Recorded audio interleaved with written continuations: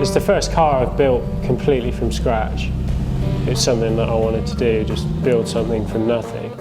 I've always had a lot of ideas of stuff that I'd like to do and ways I'd like to put stuff together. So this was just a chance really to do it all in one car. The shell is a 1953 Ford Anglia, which I got from about 100 yards down the road, which had the back end cut off it to repair another car that had been crashed. So I just picked up what was left. Like the gearbox, the prop shaft and the engine is all just stuff that was ready to be crushed. The beauty of being able to go to a scrapyard and look around is that you can picture what you need and pretty much know that you're going to find something that you can make work. It took me about 8 months of evenings and weekends. That was just all I thought about and all I wanted to finish, and I just got a bit obsessed with just making it reality.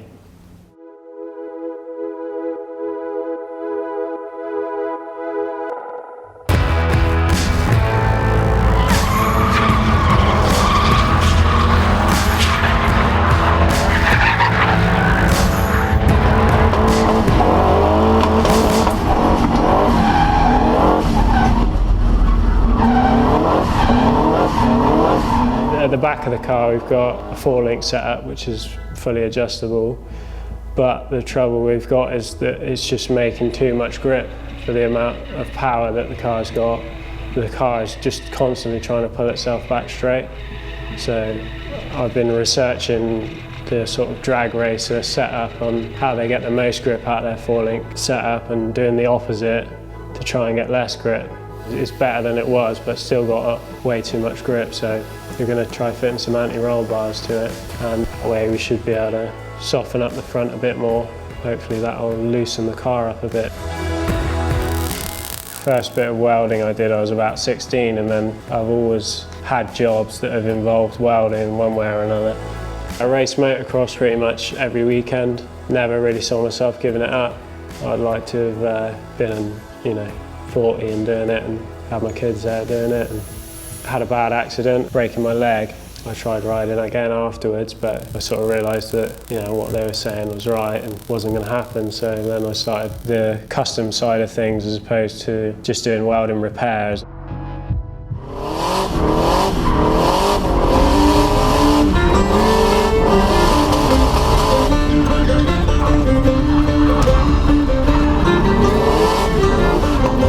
It was at Castle Coombe and was just sort of feeling like I was starting to get to grips with the car.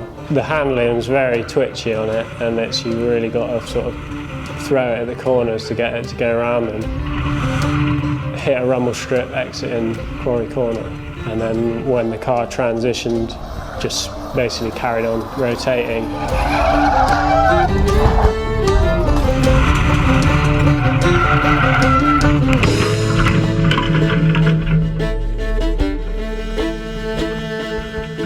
That was, I think, caused by a cheap wheel on the back, but never really know for sure. The car itself held up pretty well, but all the running gear on the front was bent or broken, or it snapped like all the ball joints and snapped the steering rack, bent the steering column, crumpled all the rear quarter in. Most challenging was putting it back together after I crashed it. Mentally challenging.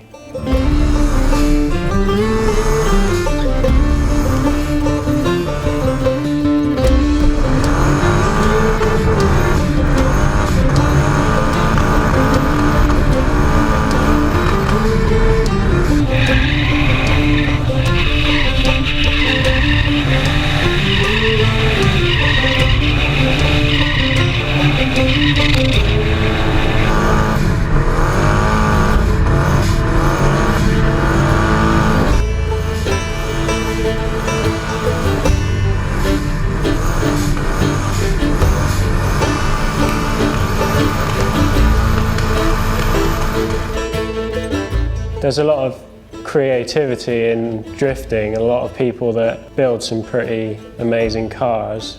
Hot rodding is more personal, I think, to the people building the cars, because you're not really building something for a specific purpose other than for you to enjoy it. You can see people's personality in their car.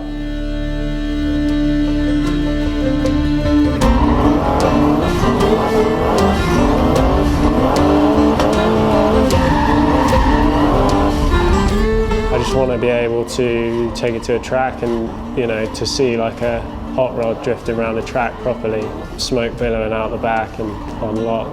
That was the goal.